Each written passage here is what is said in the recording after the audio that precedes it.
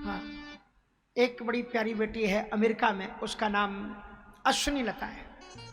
उसके माता पिता तो फिजी के ठाकुर जी लेके चलती है।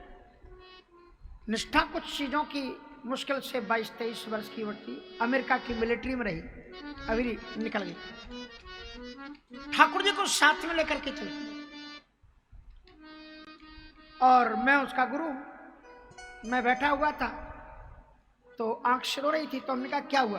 कहा आज इसने बहुत परेशान किया है। हमने कहा क्या परेशान किया? कहा बार बार उचक जा रहा। कल भी इसी रास्ते से इसी गाड़ी में मैं लाई थी, एक बार भी उचका नहीं, खिसका नहीं, और आज कम से कम 4 बार गाड़ी रोकनी पड़ी एक साइड में ले जाकर इसको ठीक से बैठाने के लिए। पता नहीं कैसा इसको सिंहासन। बोले फिर मैं लौटी, पीछे गई और पुराना, मैंने सोचा नया सिंहासन है इसमें ले जाऊं, इसको पसंद नहीं था नया, यानी वो हमारे पुराने वाले में सुविधा, उसी सिंहासन को लो। और उसी सिंहासन को लेना पड़ा और ठाकुर जी उसमें।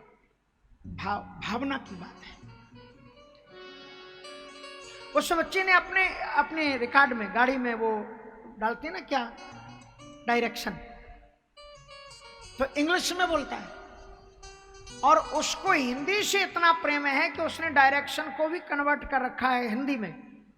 हमको बड़ा अच्छा लगा। उसके साथ में बैठ करके कहीं गए तो उसके अब थोड़ी देर में आप राइट दाएं और मुड़ी, बाएं और मुड़ी, आप वो कुछ भी कर सकते हो आप।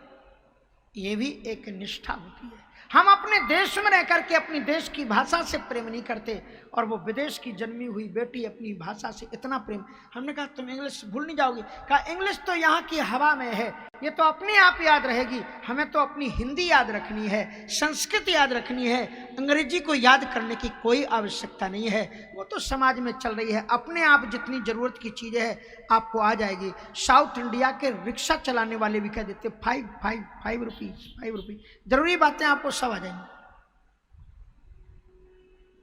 इसलिए आपको याद संस्कृत रखनी है, आपको याद हिंदी रखनी है। और देखो ये बड़ी अच्छी बात है, ठाकुर जी की मंगलमयी कृपा होती है तभी ऐसा भाव आता है। हमारे इस परिवार में कथा करके बड़ा आनंद का अनुभव मुझे आया, क्योंकि सभी भक्त लोग हैं।